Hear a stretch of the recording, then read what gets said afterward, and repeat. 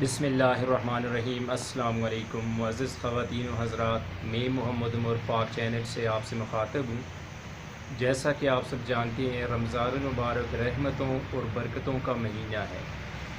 رمضان المبارک میں جنت کے 8 دروازے کھول دیے جاتے ہیں اور جہنم کے دروازے بند کر دیے جاتے ہیں۔ معزز خواتین و حضرات، رمضان کے آتے ہی شیطان کو جکڑ دیا جاتا ہے اور اللہ تعالیٰ پوری انسانیت خصوصاً اپنے بندوں پر اپنا خصوصی فضل و کرم فرما کر رحمتیں اور برکتیں نازل فرماتے ہیں۔ معزز خواتین و حضرات، رمضان المبارک میں ایک نفل ادا کرنے سے فرض کا ثواب ملتا ہے اور ایک فرض ادا کرنے سے 70 فرائض ادا کرنے کا ثواب ملتا ہے۔ اسی طرح اللہ کی راہ میں 1 روپیہ خرچ کرنے سے 70 روپے خرچ کرنے کا ثواب ملتا ہے۔